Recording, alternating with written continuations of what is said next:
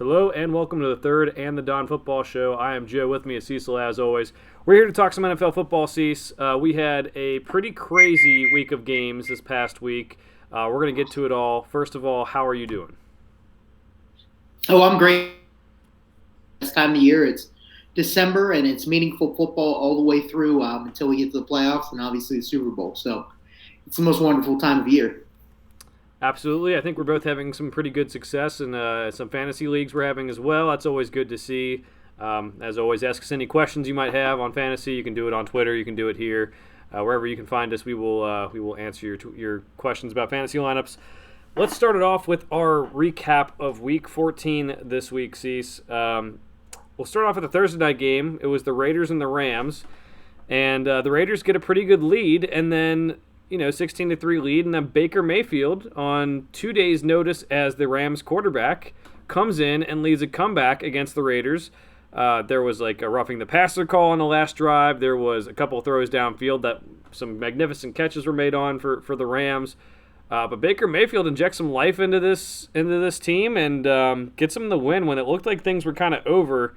Maybe a lesson to not maybe judge the quarterback, maybe the situations he's been in, and maybe some of the injuries he's had. I'm not saying Baker Mayfield's the best quarterback, but that's one of the most incredible things I've ever seen, going in on 2 days' notice with a new team, a new system that he's never played in before, and coming back and helping a team win a game, even if it is against the Raiders. Yeah, I mean, it's definitely an impressive story on the Rams side of things. I think a lot of this has to do with just the awfulness of the Raiders' defense.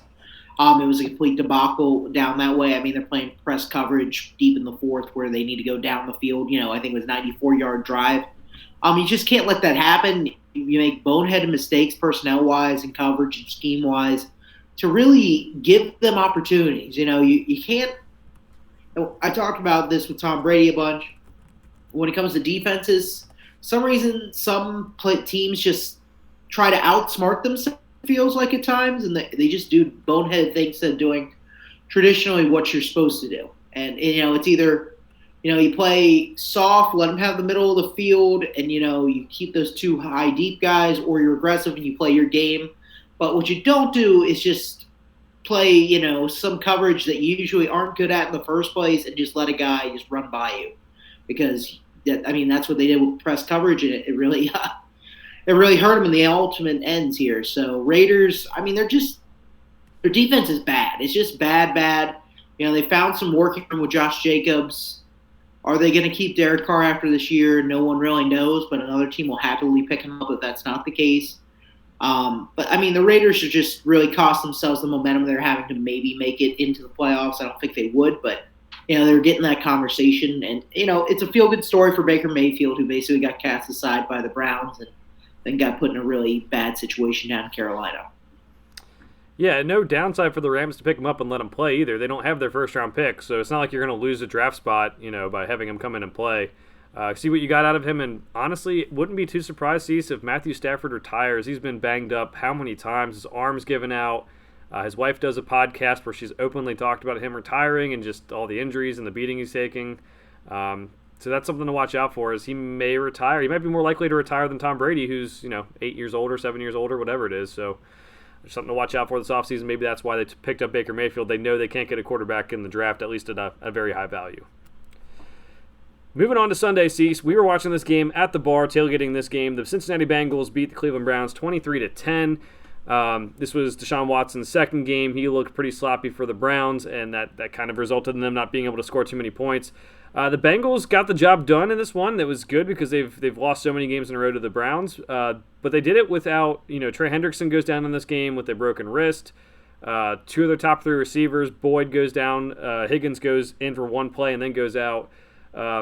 It's just the last several weeks, a lot of those key players for the Bengals keep on going down, and as long as Burrow and that offensive line stay healthy, it seems like it just doesn't matter. So good win for the Bengals, and maybe concerned about the depth moving forward as they make this stretch run. But you get 9 wins, you're 9-4 right now. If you would have told me that after 6 weeks we would be at 9-4, Cease, I'd have taken that. Oh, 100%. They up to one of the slowest starts of anybody in the NFL. After they lost that Ravens game, especially, they won, built some momentum, had 2 straight wins after the, first 2 losses. they're at a crossroads, and they've dealt with injuries all year, the receiver position. And we talked about in the offseason how they didn't really invest in depth in that position and how important that could be at times because there's no guarantee all three of your receivers are going to be healthy at the same time. And for most of the season, they have not been. Um, they've really been saved by some of their understudies, and young guys have kind of just been hanging around the team facility over the last couple of years. They put a vote of confidence in them. Maybe they don't want to stay around as number 4 too long, but some of these younger guys, the Trent Irwins, the Trent Taylors, they've done decent in relief. Now they're not going to light the world on fire. I don't really want those guys to be starting in any capacity come playoff time, but I mean they've definitely proven they're good depth pieces, and that's big for them. That's big for the Bengals. And it kind of shows the kind of culture and development that they're doing as a team, which is huge for them, especially when we're going to be approaching a much harder way to sign talent and keep talent because of the big contracts they're going to have to solve, whether it be Joe Burrow, whether they decide to keep T. Higgins. Jamar Chase will be having a big contract. Guys will be taking money. So it's good to see that they're able to develop these players, and it's feel-good stories for some of these guys that have been on the practice squad for a year or two now to get a shot and be succeeding. But at the end of the day, the story, it's mostly just Joe Burrow. I mean, like you said, he's on fire right now. It doesn't seem like no matter who you throw in there at receiver, he'll find a way to get him the ball as long as they run the right route. Offensive line is playing way better. Obviously, there were times where they're getting a lot of pressure. Two elite defensive ends, we've talked about how they really struggle against elite defense, being able to get pressure with full. Myles Garrett, Jadeveon Clowney, it's one of the better defensive end tandems in the NFL. And honestly, probably a better tandem than they'll face, in the playoffs pretty much. So, I mean, they won handedly, which was great. Deshaun Watson looked really rusty still. He was able to convert some key third down, fourth down situations with his legs. But other than that, I mean, the passing wasn't there. And, awareness, he just overthrows guys. He's not making accurate passes. I mean, overall, he didn't look good. Nick Chubb in the second half, he got 6 yards, and I mean that really was the key. This Bengals team, you look at it, there's some key injuries right now. Trey Hendricks, boy, season ending by any means. How long are each of them going to be out? It's really variant. I mean, Trey Henderson's probably going to be the one that's out longest with a broken wrist, but they're not ruling him out for this week, which I think, if anything, he's not going to play. It shouldn't. You should give him as much time to heal that wrist for playoffs as possible. And if anything, these guys will come back a little fresh from not getting beaten down for a couple weeks at trudge at the end of the season. So, yeah, I mean, this could be a team coming in pretty strong in the playoffs. They get healthy, don't rush these guys back. They could be rested and powerful come playoff time. But the Cincinnati Bengals have the hallmarks of any good playoff team that has the ability to make a deep run. We talked about last year, they did it. Despite the offensive line, the offensive line's not elite now by any means, but it's serviceable, and they've played much better. Like we said, the thing they really struggle most against are elite pass rushers, and you look at some of the teams they could play. Bills don't have Von Miller anymore. Still a good pass rush, but they don't have that elite guy on third downs. Chiefs don't have an elite pass rush. You go through Ravens, probably one of the better defensive teams. They have a decent pass rush, but I wouldn't say it's really just absolutely elite. You have the Chargers that might make it. The Dolphins have Bradley Chubb now, but their D overall isn't great. So I mean, there's just a lot of teams that are going to be in there that they've either played or match up well with, and they can make a deep playoff run as long as no more major injuries happen. More importantly, ones that happen and cause playoff time to be not had. Yeah, that's the main concern going down the stretch. To stay healthy. Hoping they can make a move, Cease, to maybe get another receiver, maybe get another corner, maybe get another edge rusher, just in case we're at the end of the season. They have like $5 million left in cap space. Go do what the Cowboys did. Bring in T.Y. Hilton for $600,000 the rest of the year. Do something like that. Maybe get some depth bolstered there. Could really, really help this team down the stretch if they do have more injuries. Speaking of the Cowboys, they beat the Texans 27-23. They started off really bad. Their secondary injuries have piled up. They couldn't stop Dameon Pierce. Dameon Pierce ends up leaving with an ankle injury. So we'll see how he looks the rest of the year for some of the fantasy managers out there. Dak throws a couple interceptions. One was his arm getting hit, and that really almost cost them the game. But they come down, get a game-winning touchdown. I wouldn't read too much into the East for me. I think the Cowboys won an ugly game, and yes, they should have won by much more. But at the end of the day, they're 10-3 with an offense that's scoring a lot of points and a defense that, other than this game, has played very, very well. Right. And I'm not really going to dwell on this game either. At the end of the day, the Cowboys managed to get a win, and in the NFL, sometimes there's parity all the time. Now, this is a pretty ugly win. It's not one we're going to really talk about as a highlight wheel. If anything, this is going to be one where we go, I mean, they all vulnerable at times. What they're most vulnerable as is definitely when it comes to the rushing, and defending the run. They've never been really necessarily good at it at all times this season. It's just they have such an elite pass rush. The offense, was able to really turn out points, but it doesn't become as much of a point of emphasis. But if they get into a very slow defensive battle type, they could be in trouble if someone's really an establishing run type team. So not like the Titans, or they might, but ultimately, as long as it stays close, and the team has to, pass the ball at the end to, win the game or tie it, that's where they're in great shape because they have Micah Parsons in that pass rush. But the Cowboys aren't invincible. Anything, they've overperformed all expectations going into the season. And, I mean, Micah Parsons is probably going to be Defensive Player of the Year, rightfully so. And there's a lot to like about this team, but they are not invincible. Nobody this year seems to be, and that's really been the theme. What is going to make this playoffs going to be very exciting, because there are no really teams that are elite, teams that I can't find holes in. Maybe, some people are pumping up the Eagles, but I don't think the Eagles are, undefeatable, infallible, especially considering where they have at the quarterback position. So Cowboys are still in a good spot. They got the win. It really, at the end of the day, both it's Cowboys and Eagles are intrinsically linked to whatever happens on Christmas Eve or Christmas this year. That's the big game that's going to matter. And that's really where we're going to take a look at these two teams and decide, all right, who probably is going to win the NFC this year? Is it going to be one of them? Is it going to be the Niners? We can go. I'm not going in the Vikings right now. We'll get to them, but intrinsically, they're right there at the top of the NFC still. They are. We'll see if they can bounce back from like a lackluster performance. Again, good they get the win for seeding purposes to maybe catch the Eagles by the end of the year. I don't think it's going to happen with the Eagles schedule, but you keep yourself in contention. You already have 10 wins through 13 games. That's definitely not something you're complaining about. The Buffalo Bills beat the New York Jets 20-12. This one, I think a lot of credit has to go to the Bills' defense. There were some elements there. There was kind of snowing up there in Buffalo. The defense really shuts things down. I mean, it only gives up 12 points, and a lot of those were in garbage time as well. And 2 of them were from a safety, too. So this is just a Bills team that maybe had peaked a little bit earlier in the season, but now they're getting some of these tough wins. They still have 10 wins, even if they don't look like they're as good as they were before. I think they're a team that's right there in the thick of the things for the AFC playoff picture, for the AFC championship. I think if you tell me right now that, hey, the Bills won the Super Bowl, Cease, I would believe you 100%. There's nothing that would make me doubt it. Some clunky performances, but overall they've been solid. Right, exactly. And, both teams' defenses played pretty well, especially, given the elements, that always helps as well, more defensively than offensively. But, I mean, the Jets held the Bills to 20 points. I mean, it was pretty low scoring for most of the game, and Josh Allen didn't put any kind of crazy performance on by any means. So they both have been playing. Both defenses are playing very well right now.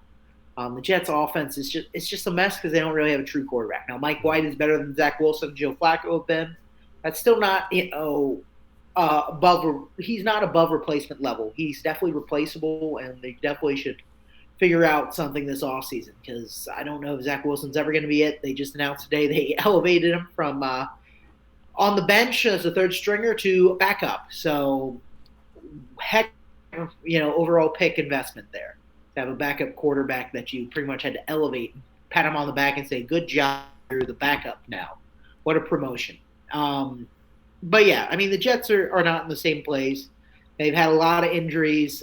This is a team that's really in danger of fading down the stress and missing the playoffs. Especially you look at them, the Dolphins, and now we have the Chargers kind of, surging at the end here.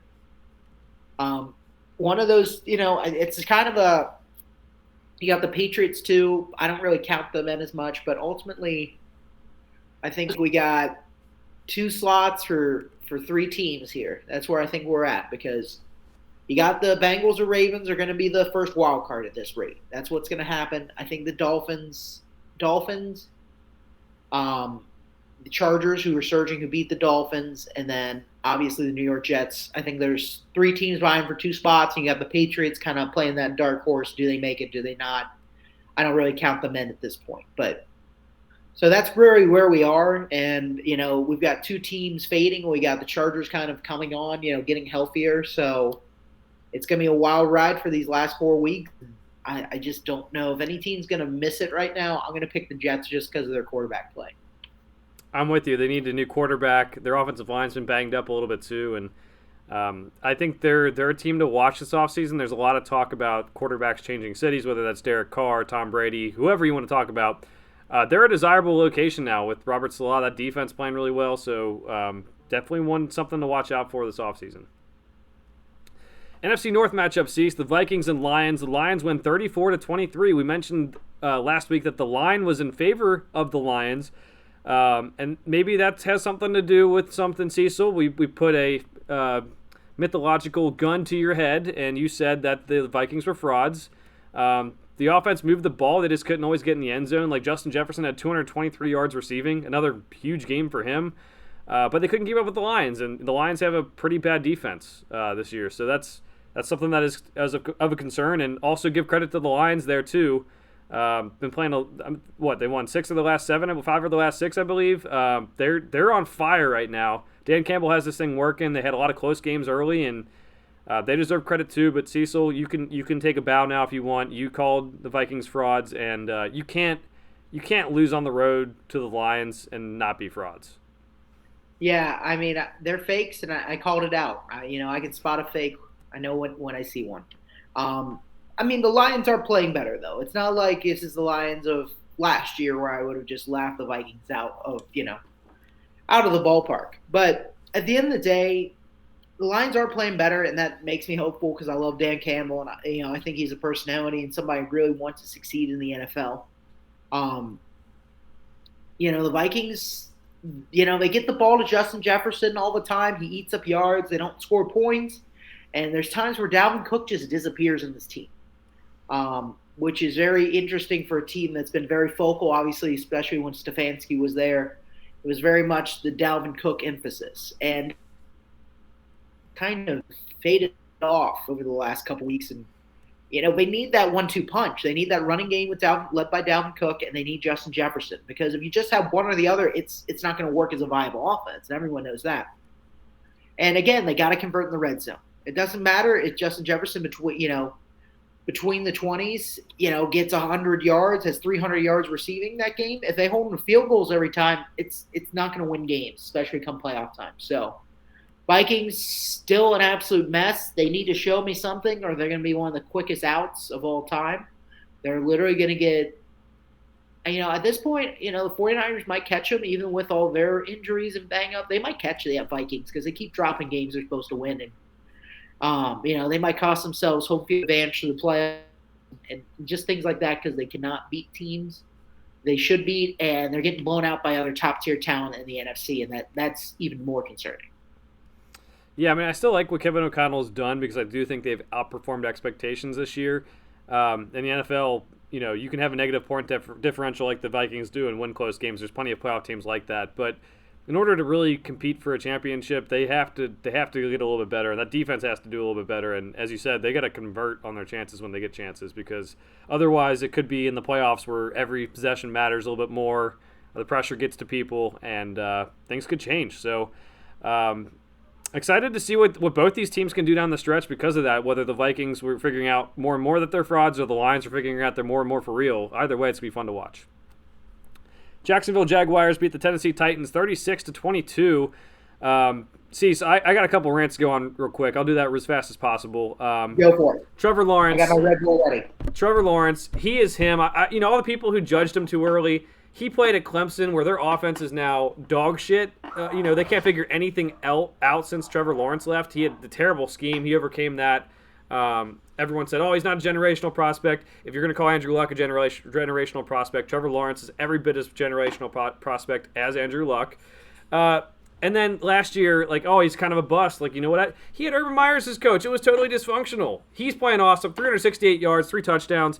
On the flip side of this, after the first quarter, the Titans were up 14-7, and offensive coordinator Todd Downing, what does he do? He only gives Derrick Henry the ball 17 times, 17 rushes for 121 yards and 1 touchdown. Feed him the rock. I don't care anything about anything else right now. Todd Downing is on the hot seat. I know they want to preserve Derrick Henry for the long term and everything, but you're 7-6 now. You a couple of weeks ago, you were one of the hottest teams in the league, and now you're slipping and sliding. This is crazy. Two different rants here for two different reasons. Trevor Lawrence, awesome. Derrick Henry, not his fault, but, I mean, they got to get him going before the playoffs. Yeah, I mean, honestly, it's that simple. The Titans should have locked this division up probably within the last 3 weeks. They should have won one of these games. Probably this Jaguars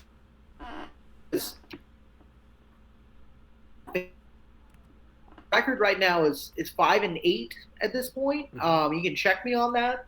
You're right. Either way, is that right? Yep. Okay. Titans, I think they still only have 7 wins at this point. I mean, they were 7-4 3 weeks ago. I think now are they 7-7? They're 7-6. 7-6. Regardless, I mean, they're losing games left and right. Like you said, hottest start in football, and they just completely. And it's hard. They are on a trajectory of downward trajectories right now. 4 games left, 2-game lead. I mean, I don't have any faith in Titans that even if they manage to make it in the playoffs, which they still should win the South, who cares? They're going to lose to the Ravens, Bengals, whoever ends up getting the 5 seed. I think it's going to monumentally destroy them because this game plan of, well, we'll conserve Derrick Henry for the playoffs. Are you? Because you don't seem to be able to run an offense in the second half if you're down. You have no secondary option.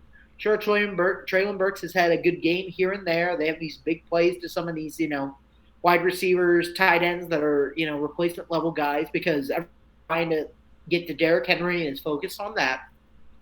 And if I'm in the third quarter and I'm up for 2 possessions, and I see Derrick Henry's not on the field, I'm going, wait, all right. They pass, if they really want to run it 3 yards with their backup running back, go right ahead, we'll tackle. I don't really care. They're not going to change this game that way, and honestly, they don't have an identity if Derrick Henry's not on the field. There's nothing to fear about the Titans' offense or really take into concern if Derrick Henry isn't there. When Derrick Henry's there and it's 1st and 10, or it's second and 4, it's 3rd and 4, 3rd and 5. Derrick Henry's out there. There's so much more you need to account for as a team. But you're down by 2 scores, and Derrick Henry disappears unless it's 1st and 10 for the entire second half. What is your offense? What identity? And if that's what you're going to run, fine. But why are you then committing all this money to Derrick Henry? The focal point of your offense, Derrick Henry, and you want to conserve until playoff time? That's not going to matter if you guys, somehow manage to miss the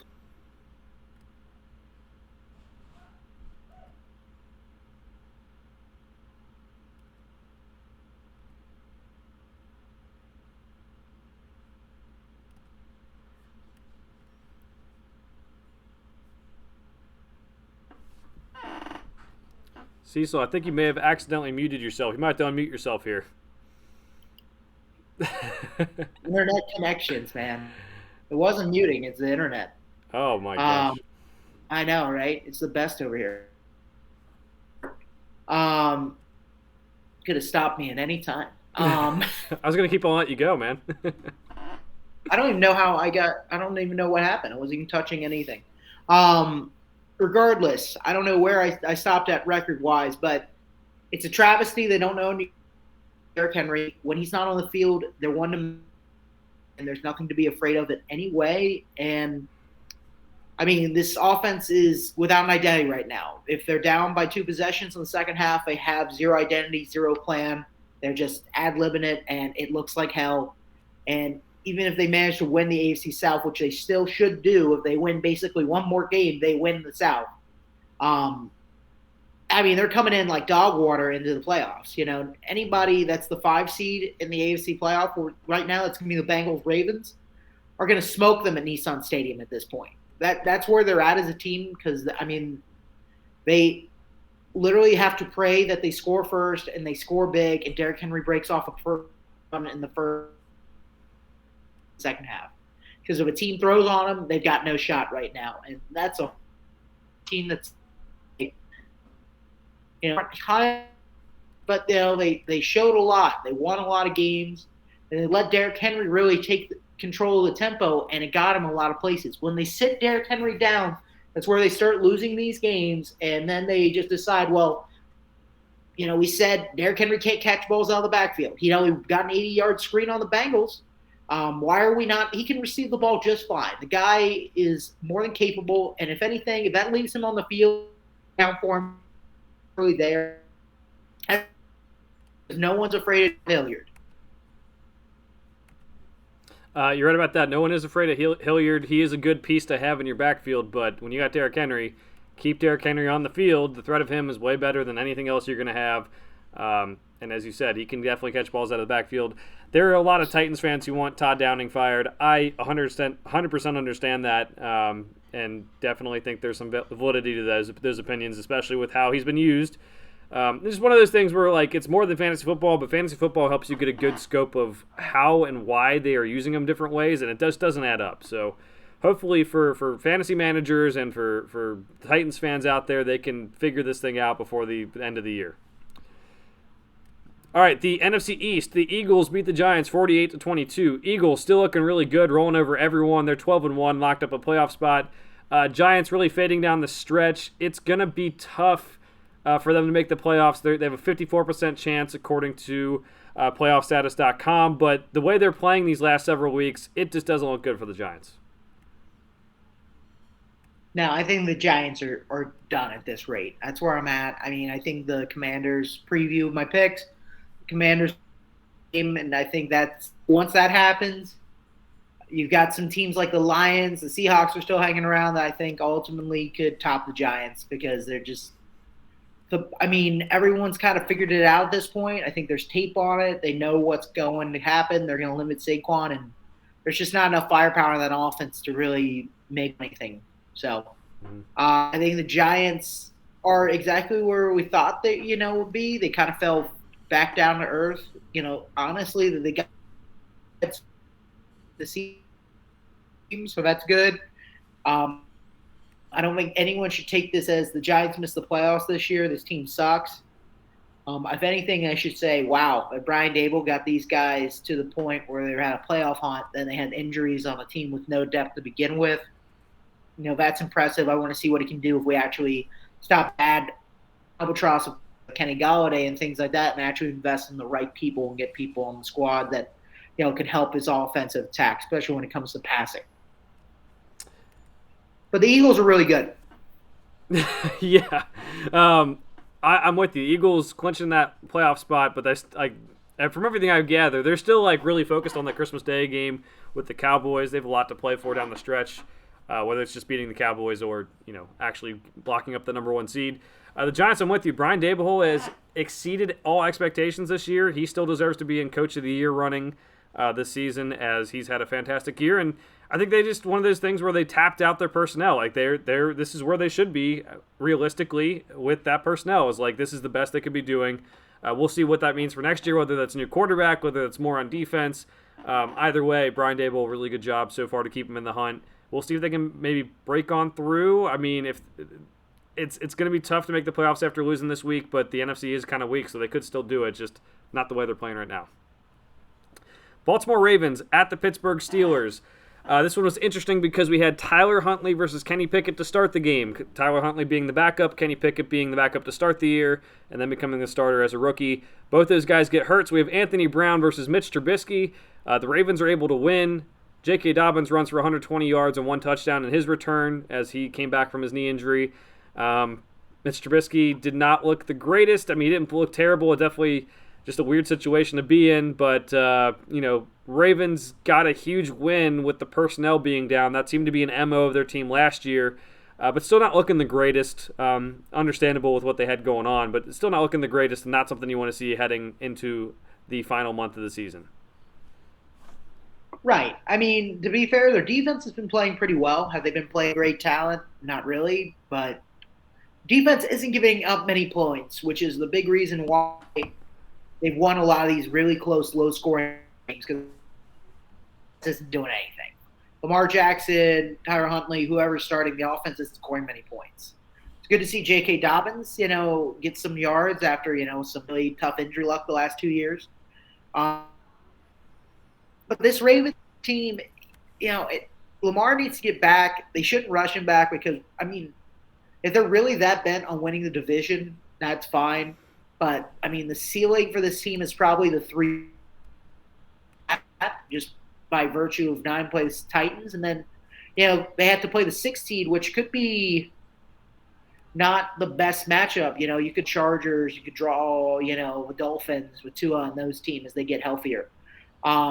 Or, worst case, you slip to the 5th seed and you have to play the Titans in the Sion Stadium, which if anybody could pick a matchup, honestly, I'd rather play the Tennessee Titans right now than the Dolphins, who, haven't even looked great last night or 2 nights ago, than the Chargers. If I had to end up playing the Chargers, I'd rather play the Titans right now, and that's honest to God. So, if anything, the Ravens should really focus on finding an offensive identity, making sure Lamar's healthy.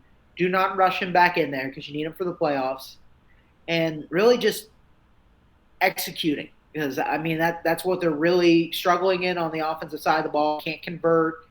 They have to settle for long-range field goals a lot of times.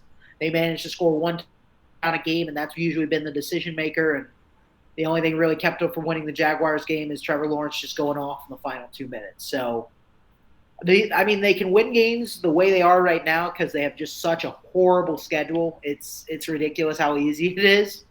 But they should be using this time to refine what they want to do come playoffs and when Lamar comes back, because if they don't, the level of competition is only going to go up for them. And the Steelers, they really just blew this one. I know they wanted Kenny Pickett in there, but Mitch Trubisky started earlier this year. I don't really think Mitch Trubisky and Kenny Pickett's level of talent at this point is really that different.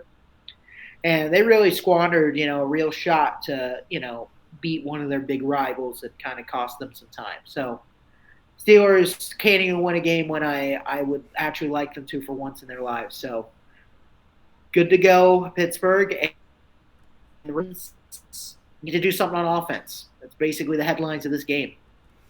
Yeah, I know the Baltimore fans not very happy with Greg Roman, their offensive coordinator. He's had some success. He's had some success there, but at the end of the day, it's seeming like things fade in the playoffs. Seems like things fade near the end of the year.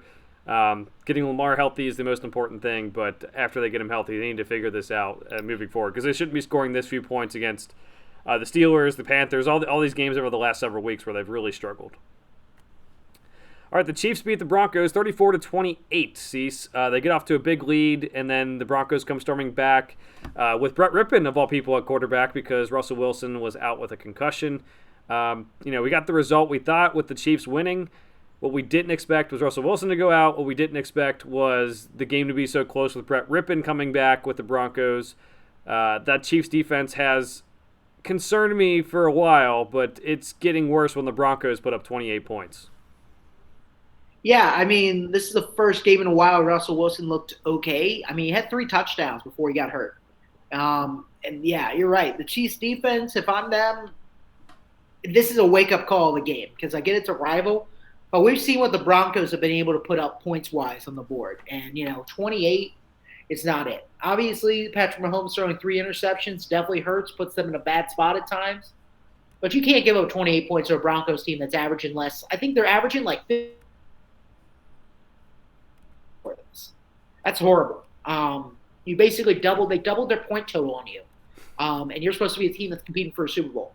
Now, they're still going to always be in the competition because they have Patrick Mahomes. They have that offense.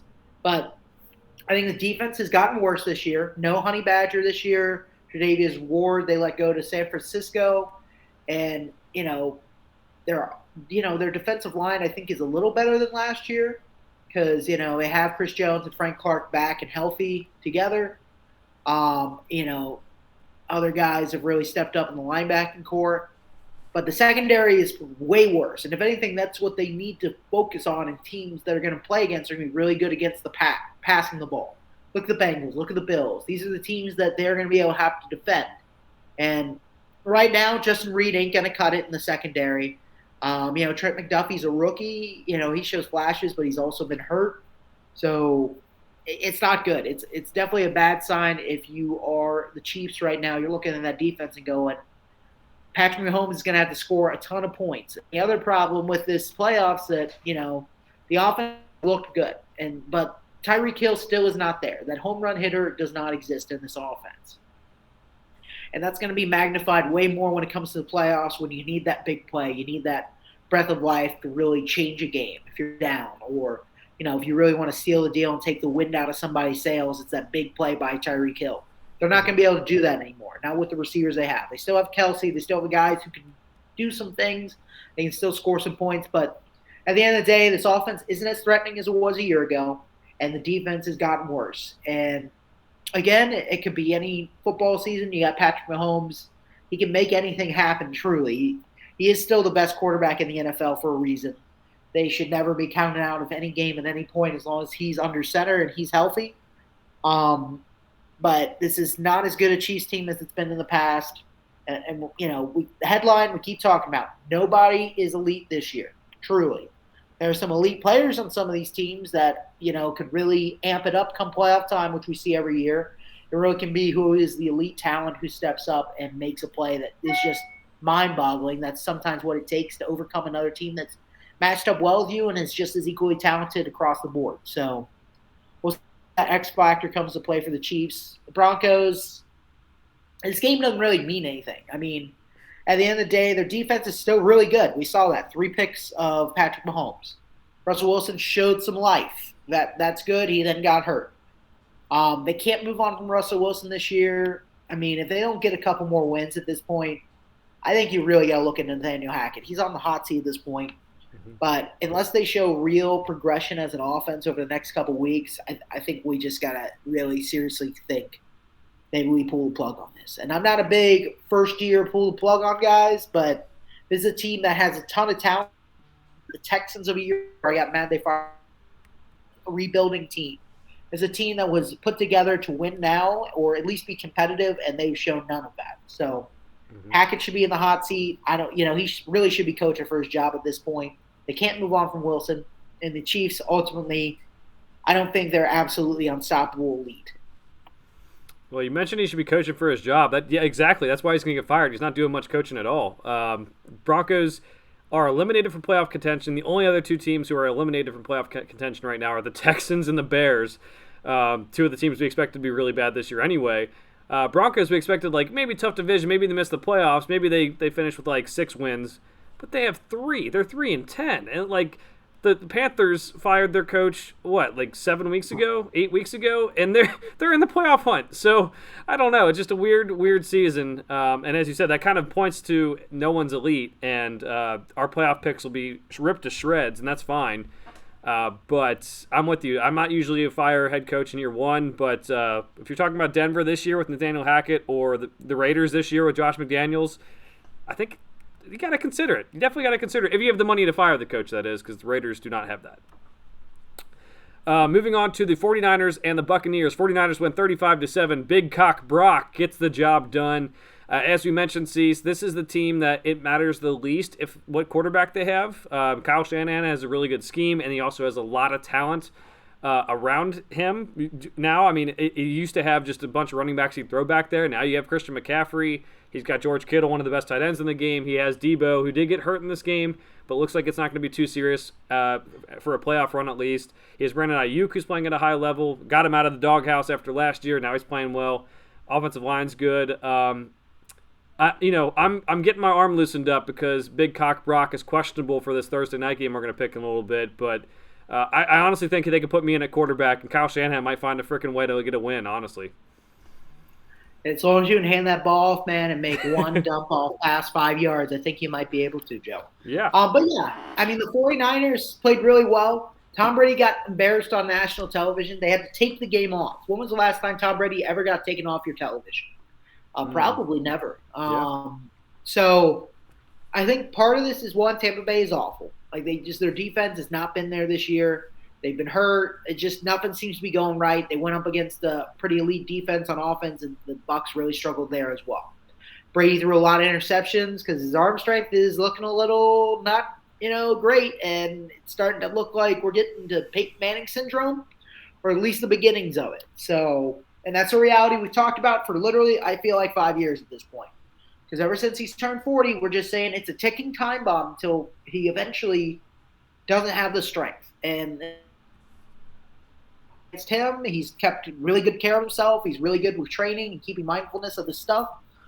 But there's just little times this year where you've just seen there's plays he should be able to make, but the strength, the zip on the ball wasn't there, and it caused incompletion, it caused an interception. Again, Tom Brady's still a great quarterback in this league. I'd take him over a lot of the guys that are outside, at top 10 mark. A lot of teams in the NFL will be happy to have him right now. How long does he keep this up for a career? We can talk about that on another segment sometime, after the Bucs probably losing the playoffs early on. But let's talk about the Niners here. Like you said, I mean, a lot of elite talent on offense between McCaffrey, Deebo Samuel. Ayuk's been playing better. They obviously have George Kittle. They got Trent Williams on probably the best left tackle in the game. Really good offensive line. Really good offensively scheming head coach. Brock Purdy looked really good in this, and that's not to undersell it. I think part of it may be the Buccaneers did not expect Kyle Shanahan to open up the offense at all, but he did a little bit. He trusted Brock Purdy, and Brock Purdy really did deliver on some of these balls. So can he do that week in and week out? Now the teams kind of feel like they maybe do have to game plan a little bit for him to throw the ball a little deeper. Maybe. But I think that'll get fixed once there's a little tape on him, obviously. Mm-hmm. Is he better than Jimmy G right now? I don't think so, but I think the teams not knowing what they're getting with him is going to help at least for a couple weeks. If anything, it looks like Kyle Shanahan is more aggressive with him right now than he's been with Jimmy G.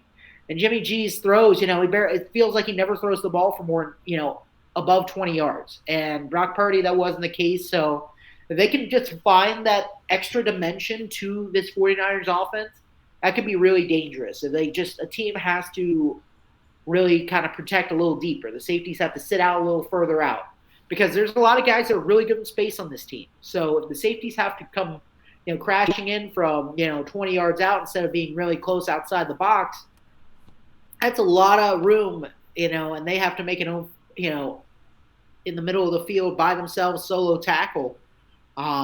Against a Deebo Samuels, a George Kittle, that's not easy to do, and there could be some big touchdowns that come from it. So, schematically, what Shanahan's doing is great. I question why he can't do this with Jimmy Garoppolo, because Jimmy Garoppolo is, I don't know if it's just now he's gotten worse through the years, because it just seems like he's just regressed more and more each and every year.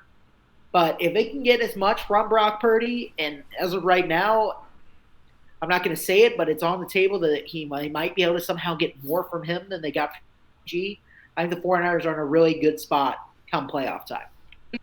Yeah, I give a lot of credit to Kyle Shanahan. Brock Purdy was a solid quarterback in college. Like, he's just a guy. He's not a guy we thought would be this good in the pros or even drafted, really. But I do think it speaks to something that we've heard in the past, that Jimmy Garoppolo is maybe afraid to make some of those throws. And if you're afraid to make throws, Cease, you're going to be afraid to make plays because sometimes you got to throw the ball into tight windows. You got to take chances, and it seems like Jimmy G is afraid to have those turnovers go on his record.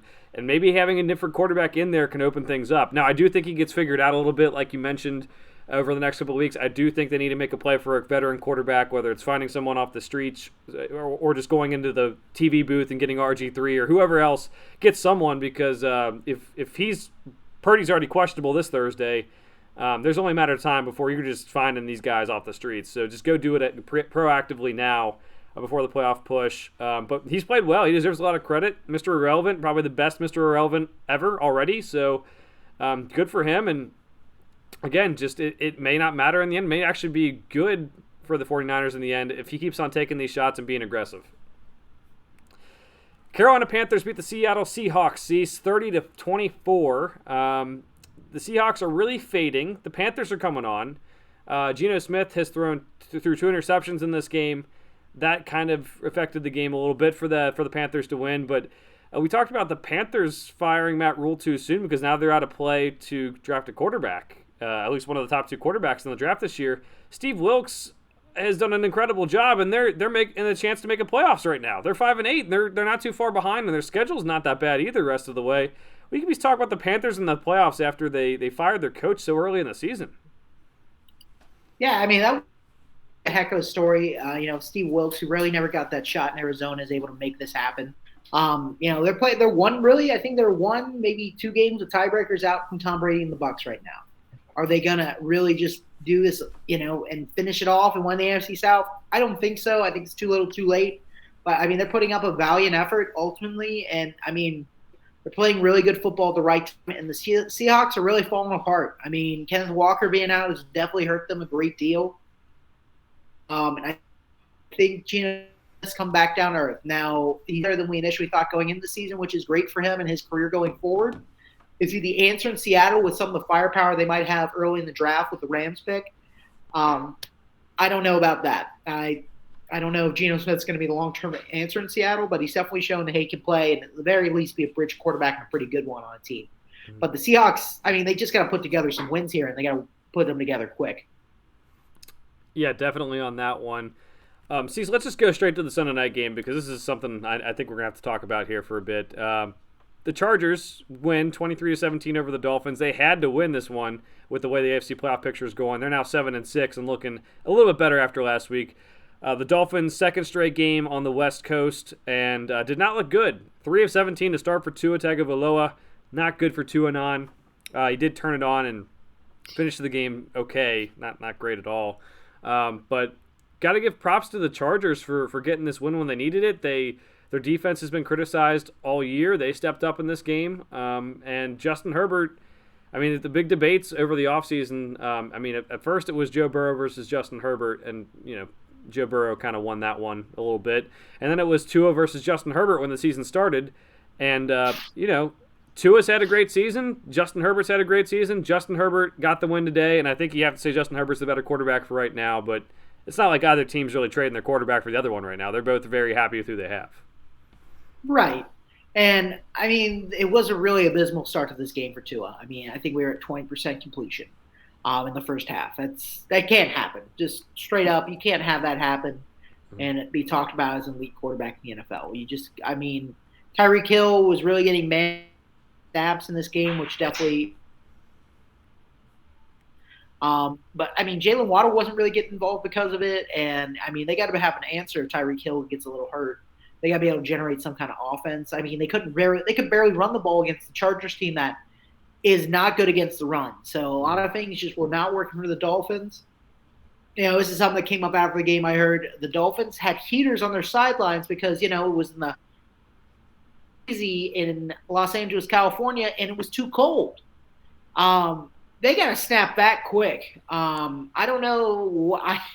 You got to go rent out a local ice rink and put some turf down or something. But, I mean, this team's got to learn to play in the cold. And, I mean, 55 degrees, if you're from the Midwest or the Northeast or, even Seattle, that's not cold. That's short sleeve weather. Exactly. I mean, if you're sitting on the sideline shivering and you're a game on you, I mean, you got to toughen up quick because these playoffs, I mean, at this point, they're not going to get any kind of home game, it looks like. Fighting for a wild card, and some of the places they could end up going. Let's see. Kansas City, not great. Buffalo, worse. Cincinnati, Baltimore, not great weather this time of year. Tennessee, probably going to be your best bet of a place to go. Still very cold, come early January. So, I don't like talking about teams, the weather because they're professionals, should be prepared. But when I'm hearing crap like that and you're getting beaten up by a team who's been very injured throughout the year and, you just look sluggish and out of work, I mean, that's definitely something you got to affect somehow. I don't know how you fix it. It's one of the things playing in Miami that we talk about a lot. Come this time of year, they have to go play some colder places. How does the body acclimate to that? It's a lot easier to play in a climate that's a little hotter, especially when it's this time of year where, we're talking 70 degrees. People are almost happy to play. Season it's tougher because, it can be 100, 110 degrees on the field turf. But just Dolphins. I'm going to say they're in trouble, but they need to quick because otherwise there's teams nipping at the playoffs.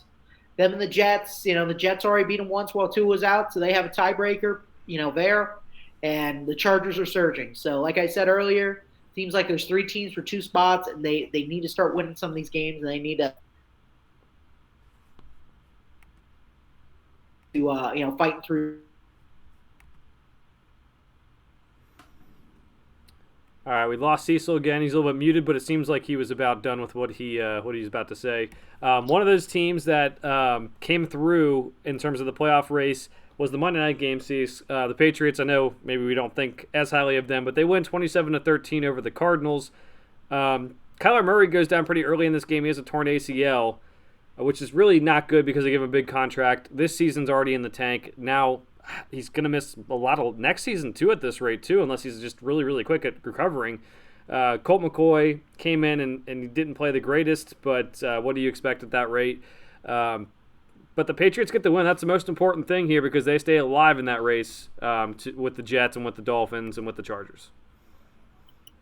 Yeah, and I mean the Patriots, like you said, they're kind of the dark horse in this wild card race if they can make it. They're a team that definitely is the worst of all of these. I mean, you take a look at the Jets, they have a lot of injuries, but at least they have an identity. They know what they're trying to achieve. The Patriots offense is run by Matt Patricia, who up until this year was a defensive-minded coach. So you tell me how that works. I mean, I get coaches can, some of the stuff when it comes to coaching is more about getting to execute a plan than it is about necessary technique, but I mean, that's just a weird quirk because he got thrown out of Detroit after his, basically flaming out there. To come back and coach the offense is kind of a weird, wrinkle in things. Make him a defensive quality assistant, do something, but I wouldn't just certainly throw an offensive, coordinator on him of all things when Josh McDaniel leaves because you just don't have somebody to roll in. But I mean, Patriots get this win. A lot of this because Kyler Murray, tears his ACL in a non-contact injury very early in the game within the first, 2 minutes. So that's really going to be a gut punch to the Cardinals, what they practiced all week, and it's hard to come back from that. So I think that plays just as much into this game. We weren't really looking forward to this game because both these teams are very marginal. The Cardinals season is officially done. I think, Cliff Kingsbury should go. Mm-hmm. Is he going to go? I don't know. There's a lot of talk about the Cardinals' ownership isn't very heavy when it comes to cash flow, so they may have to keep him because they just don't want to eat the years. Or maybe they get lucky and Cliff Kingsbury decides to leave too because it's just not working out. It seems like everybody's miserable there, and now Kyler Murray's really in danger of missing some time early in the year next year. And, as somebody who's a mobile quarterback, an ACL tear is definitely something that's rough and hard, especially hard to come back from because you can't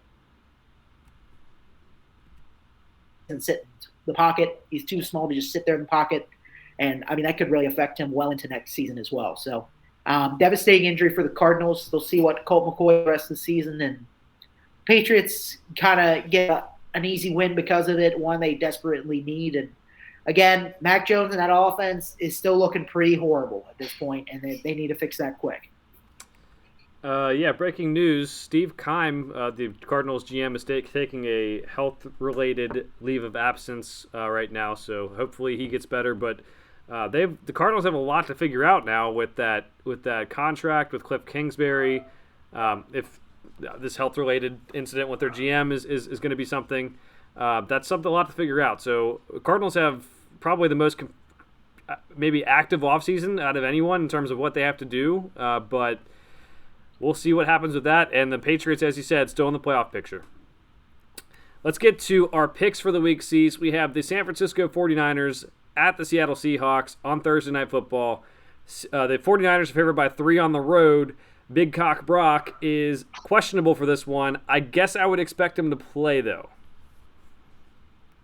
Yeah, as long as he is okay in this game. I mean, if they're not just starting him to kind of have him sit there, I'm going to pick the Niners to win and cover. What they did to the Buccaneers was pretty surprising. They're not a team that blows teams out, but, I mean, the Seahawks are struggling. They're struggling at the wrong time, and I think this 49ers defense is going to come in and really give them some troubles on offense. Geno Smith and company, whether Kenneth Walker is there or not, they're going to lock them down in a big way. And I just think the offense is just too many threats, and the Seattle defense has really been the issue as of late. And, stars like Christian McCaffrey, George Kittle, Brandon Ayuk will be able to do enough to keep this one, up by a touchdown for most of the game. Yeah, I'm with you on this one. 49ers win and cover. Just with the Seahawks fading these last couple of weeks, just kind of lost faith in them. This is one I think I normally would take the Seahawks if they were playing anything like they were at the start of the year. But 49ers, again, just doesn't matter who the quarterback is. Their defense is good. Their offense has the skill position players help cover it up. Kyle Shanahan's a brilliant mind. Does concern me. It's a little bit of a short week, a road game on a short week with a young quarterback. Just keep on adding to it. A young quarterback who's hurt, whatever. But the team's talented enough; they should win and cover on the road. We have Saturday football in the NFL C's this week. We have the Indianapolis Colts at the Minnesota Vikings. Vikings favored by 4 points. Vikings to Vikings give it to the crazy Colts. I'm going to take them with the 4 points because the Colts defense plays decently well, and the Vikings are really struggling when it comes to red zone offense. And their defense has really not been that good. The Colts, I think, they had a bye week last week, I believe. They've been game planning probably for this a little bit longer. I think they really want to show up that they can beat the Vikings. And I just don't think the Vikings are going to match up particularly well against the Colts. So they should still win this game, but I think it's going to be closer than some people think. I'm going Vikings to win and cover. I'll still believe in them a little bit more than consensus. I'm not saying they're going to win the Super Bowl or anything, but don't think the point differential matters as much. I will say I think the Colts, they got like an injection of life when Jeff Saturday came in. I think that's gone. Like, they beat the Raiders, they played the Eagles close, then they lost to the Steelers, a team you probably should beat with your talent. Then you get pummeled by the Cowboys in the fourth quarter. Yes, you're coming off a bye, but is Matt Ryan going to be good, or is the offensive line going to be good? I don't know. I just think the Vikings offense might be able to start contributing in the in this game a little bit more than the Colts can. All right, Saturday at 4:30 p.m. Eastern Time, we have the Ravens and Browns. We do not know if Lamar Jackson's playing. There's a more certainty that Tyler Huntley's playing for the Ravens at quarterback. If it's not him, it'll be Anthony Brown, who was an undrafted free agent out of Oregon. The Browns are favored by 3 right now, pretty much because of that. I'm going to go with the Browns I'm going to go with the Browns to win and cover. It's a small spread. Just because whoever starts for the Ravens quarterback issue, if it's Lamar, I don't trust he's really 100% anywhere near that healthy. Tyler Huntley, big head injury, not going to be able to practice as much. He may not end up playing. And if Anthony Brown's the starting quarterback, I'm definitely feeling most confident in this, obviously, with a third stringer in there. But, it's another week with Deshaun Watson, who hasn't looked great, but maybe he's able to advance the chains a little bit and move things with his legs. And if they can get Nick Chubb going, it won't matter as much. So I think whoever the Ravens quarterback is going to struggle with 2 edge rushers who are really kind of coming on late in the season. And I think that's what's going to be huge to this game ultimately, especially if all those guys are banged up for the Ravens. So give me the Browns to win, cover in a close one. I'm going Ravens. So some info, Tyler Huntley did practice, full participant in practice today. That leads me to believe he's going to be good to go for this game. I do think he's been a good backup over the last several, I guess last year pretty much was the first time he's been a backup, but he was good in his last several games he's played. The last game wasn't his best against the Steelers. That's a big rivalry. I think he settles down now, gets a full week to prepare, knowing he's the starter, as Lamar did not practice. And today's Wednesday, so that's usually the day they put you in if you're going to play. I think that defense knows what they got to do, and Deshaun Watson's still really rusty. I don't know if he can take advantage of the Ravens' defense at all. It's going to be a really close game. I think the Ravens can get the win and get the upset. The late night Saturday game, the Miami Dolphins at the Buffalo Bills. Bills favored by 7.5, Cease. There is going to be some bad weather. So what do you know? We just talked about the Dolphins not being able to handle cold weather. They're going to Buffalo and possibly playing in the snow. I'm going to go Buffalo to win. I'm going to pick the Dolphins with the points, though, because the weather can also impact offense. And Anything above a touchdown, that's a lot, especially when the offenses might be playing a little more conservative. They get winds, snow, stuff like that. The Bills aren't really necessarily known for their rushing attack. So that's really what it comes down to in these kinds of games. I don't think it's going to be very close because I'm interested to see how the Dolphins bounce back in cold weather like this. I don't think it'll necessarily be close. I think the weather will be a bigger obstacle to the Bills scoring a lot of points than the Dolphins will. Yeah, I mean, we kind of saw something similar last week, right? The Bills were favored by 9.5 against the Jets, and there was some adverse weather. It wasn't the greatest. It wasn't the worst weather in the world, mind you. But and the Bills won by what was it 8? I mean, they didn't cover against the Jets. The Dolphins, I think, are a better team than the Jets. I think the Dolphins keep it within the spread. I do think the Bills win. Better all-around team. I do think they can run the ball better, even if it does mean Josh Allen has to run a little bit. I think they're going to want to win this game and keep pace to maybe have a number 1 seed in the AFC. We'll move over to Sunday seeds. Let's start off with the Cowboys at Jaguars. Cowboys served by 4, but those Jaguars sure seem like they're coming on. Yeah, I'm going to go with Cowboys to win, and I'm going to pick them to cover too. I just think they're a much better team than the Jaguars are right now. Terrence Steele probably is not going to play, so that's a big moment, for the Cowboys. I think they have developed a little depth, along that offensive line, but that definitely hurts, especially when you're going up against someone like Josh Allen, who's a very underrated defensive end, edge linebacker in this league. So I still think they can win by 4 points.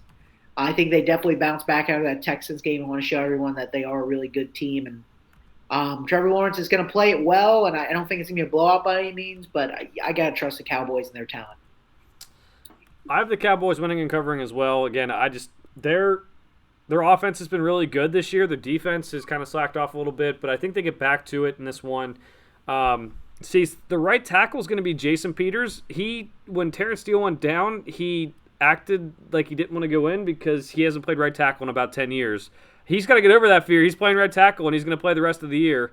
Not a bad backup option to have if you're the Cowboys. I get that he hasn't played the right tackle spot in a while, but he's got to get in there and play well. But I do think the Cowboys can win and cover. Philadelphia Eagles at the Chicago Bears. Eagles favored by 9 on the road. How much are the Eagles expected to win by? What's the point spread? 9. 9. Yeah, give me the Eagles a winning cover in this one. The Bears' defense is not good. I think Justin Fields is banged up. He got to rest a little bit last week. But they're just not going to be in the same class as the Eagles. I think it's going to be a lot of just Justin Fields trying to make things happen. And I think the Eagles are too locked into making sure they get that number 1 seed. They really don't want to drop this game and then be in a dogfight with the Cowboys next week. So it's a big spread, especially against a team. Justin Fields can score a lot of points, but he's struggled more over the last couple weeks as people have figured it out. I'm going to go Eagles to win and cover. I am too. I'm not picking against the Eagles. That spread's decently high for a game that I think will just have 2 quarterbacks who are running around a lot. But at the end of the day, I think the Eagles they're rolling, man. They're rolling. Until they play the Cowboys, we get to see some more a game against some more tough competition. I'm taking the Eagles. Falcons at Saints. Saints favored by 4 points. This will be Desmond Ritter's first start as a quarterback in the NFL. Sees. Falcons are favored by 4. The Saints are. Saints are. Give me. I'm going to go with the Falcons with the upset. There's nothing going on with the Saints that really is wowing me right now. They've lost a lot of close games. Their offense looks to be getting worse and worse throughout the season, and I think Atlanta's making a good move here. They still got a really good rushing attack, which is going to help their rookie quarterback. And, there's not going to be really any tape on the guy, and I think, he has a little bit as well. I think that unknown.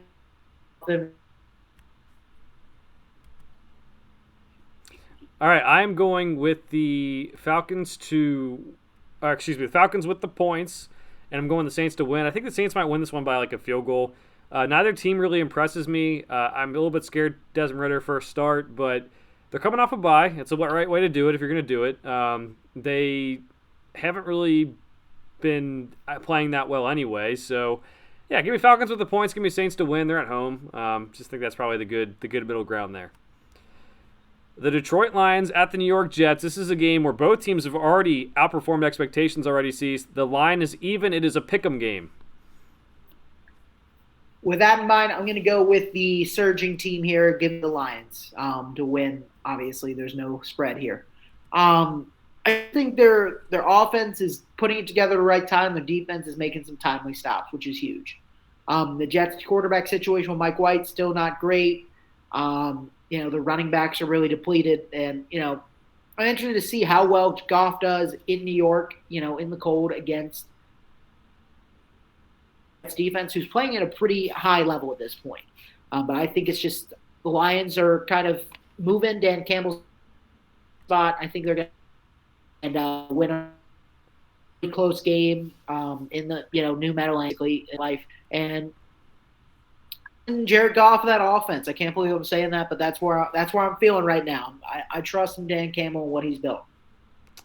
I'm going to go with the Jets to win this one. We'll be a little bit different here.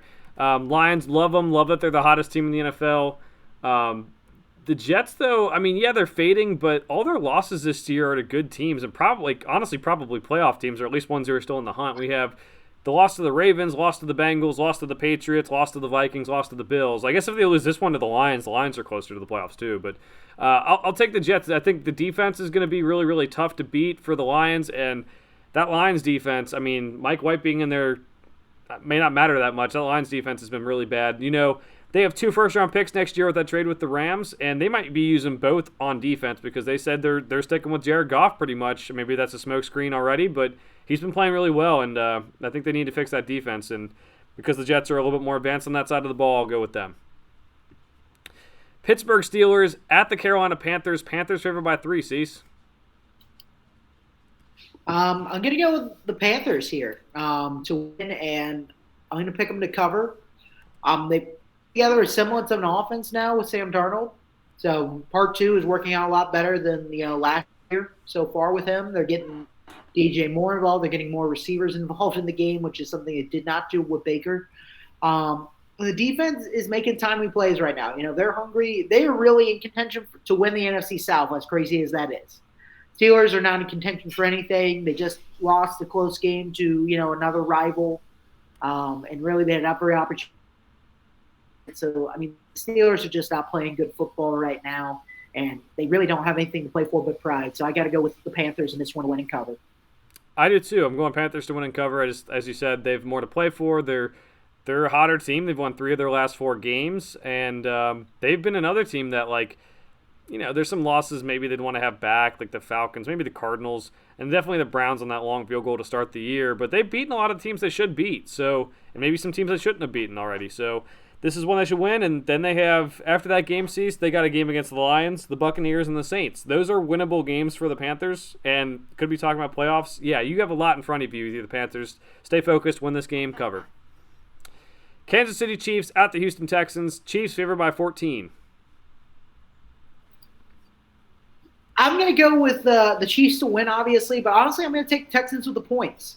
I think they're going to try to run it. They're going to try to, limit the time Patrick Mahomes is on the field, and I just don't trust that big a spread. And I think the Texans can be a team that plays you hard. They've shown that throughout the year a lot of times. Kansas defense is not good, and as long as they don't get any turnovers, I think the Texans can really, shave some time off the clock for Patrick Mahomes to really ring up the score. So I'm not confident in that spread. I'm confident everything that I am that the Chiefs will win this game, but 14 points is too much, too rich for my blood. I'll inject it into my veins, see. So I'm going Chiefs to win and cover. Texans played their hearts out last week. I think they're going to be a little bit flat this week after losing to the Cowboys so closely. Dameon Pierce has an ankle injury, not expected to go in this one. That's their best offensive piece by far. They're switching in quarterbacks between Jeff Driscoll and Kyle Allen, and Davis Mills is still there. It's a mess. So I'm going Chiefs. The defense still stinks. I don't think the Texans will be able to take advantage of it with their injuries, but we'll see about that. I'll take Chiefs to win and cover. All right, the Arizona Cardinals at the Denver Broncos. Broncos favored by 3. Might be both backup quarterbacks. This is a game that you can avoid if you're trying to watch football this weekend. And I definitely will if I didn't have to talk about football. So, um, I'm going to go with the Broncos because they have a better defense, and that's really the only reason why. I mean, both offenses have not looked great. You know, Colt McCoy maybe looks better on that offense than Brett Ripien does with the Broncos, but I think the Broncos are much more elite, and it's in Mile High, so I got to give the edge to them to win and cover. I'm going Broncos too. Defense is great, and if Russell Wilson plays, he looked good last week. If Brett Rippon plays, he's capable. Yeah, you could say they have nothing to play for now; they're out of the playoffs. But the Cardinals are basically out of the playoffs too. So I'll take the Broncos being the home team. Next game up, we have the New England Patriots at the Las Vegas Raiders. This one is also a pick'em game.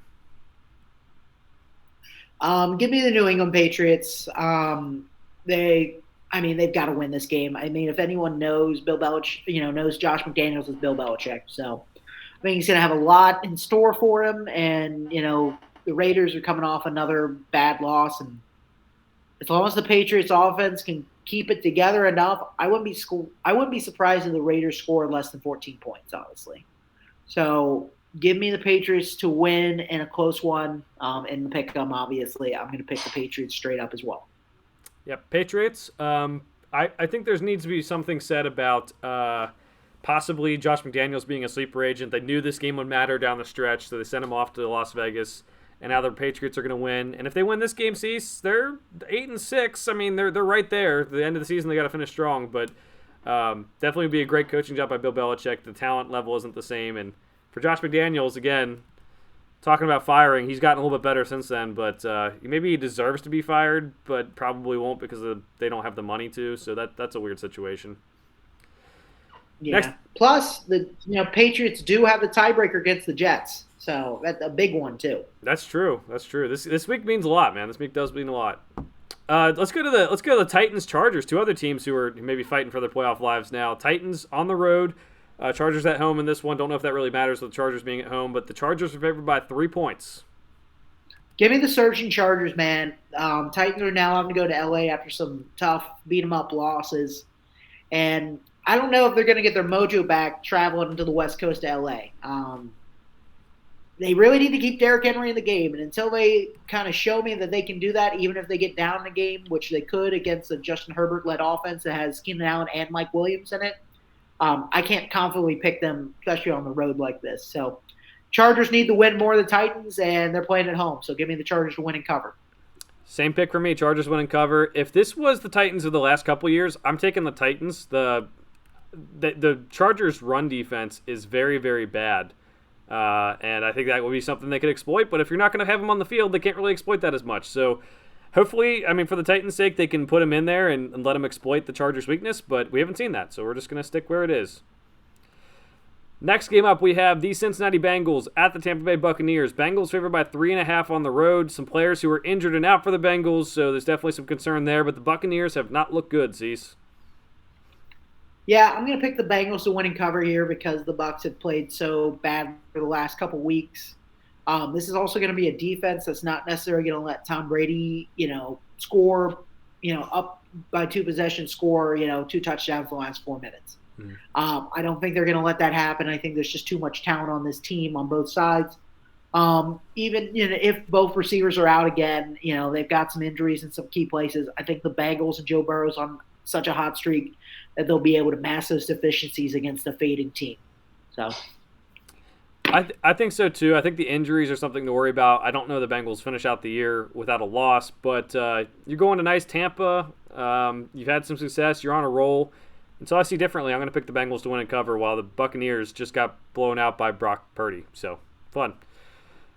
Sunday Night Football sees we have the New York Giants and Washington Commanders. Remember, 2 weeks ago, these two teams tied, and that was when the Giants had the home game. Now the Commanders do, and the Commanders are favored by 4.5 points.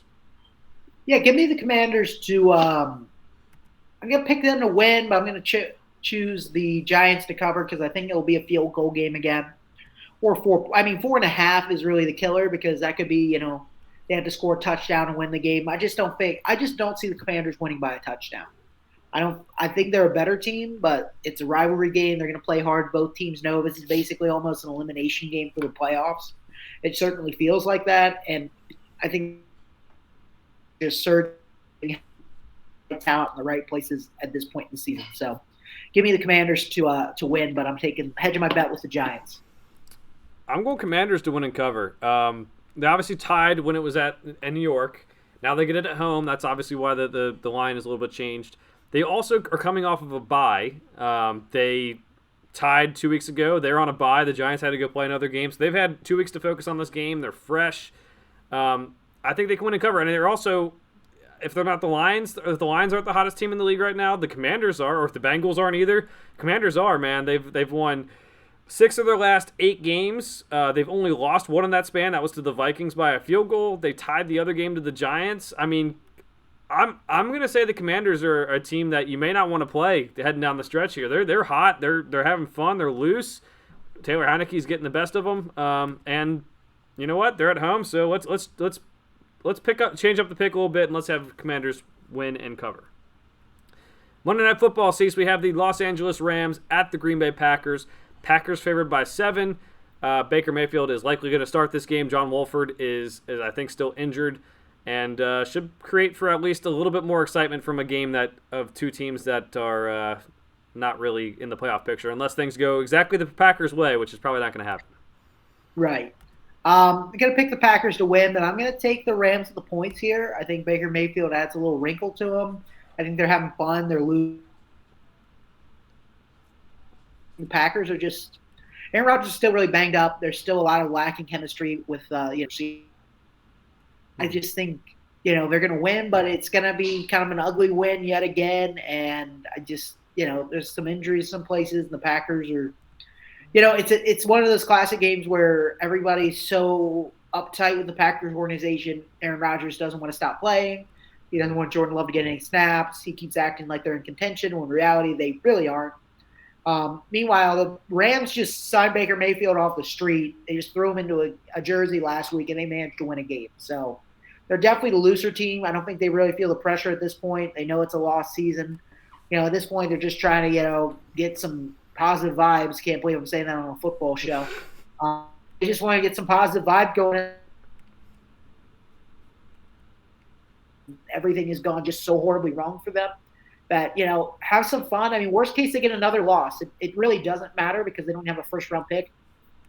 So go out there and try to play spoiler and have fun with it at the end of the day. I mean, that's all you really do at this point. I mean, why take it so seriously when you're playing Baker Mayfield, who has no concept of your offense? I guess I agree with the sentiment, but I'm going to disagree with the pick. Sees Packers to win and cover. They're coming off a bye. I think they're fresh. I think Aaron Rodgers has gotten his team all worked up into a frenzy about possibly making the playoffs, even though there's really not that much of a shot. If anyone's going to do it, it's Aaron Rodgers. Been there before, seen it before. It is what it is. It's also going to be really cold, and that's when the Packers usually start to play a little bit better against some of these teams regular season, like the Rams, who are not used to the cold. So I'll go Packers. Their defense still scares me. Is Baker Mayfield going to be the one to take advantage of it? I mean, he scored 17 points against the Raiders last week. It wasn't like it was the greatest performance. It's not like the Packers are going to play that great either, but I'll say Packers win and cover. I don't know. This one was one of the ones I was torn on, and I do not want to go bet at the casino. If you're asking me, this is a perfect line, but we'll see what happens. Cease, any final thoughts for the week? That's it. Another great week of football at hand. Absolutely. All right. Well, it's my turn to remind everyone to subscribe to the show on YouTube and to subscribe anywhere you get your podcasts. Next week, we're going to be back recapping Week 15, previewing Week 16, talking more about these playoff scenarios. For now, thanks for listening. We'll see everyone next week. See you guys.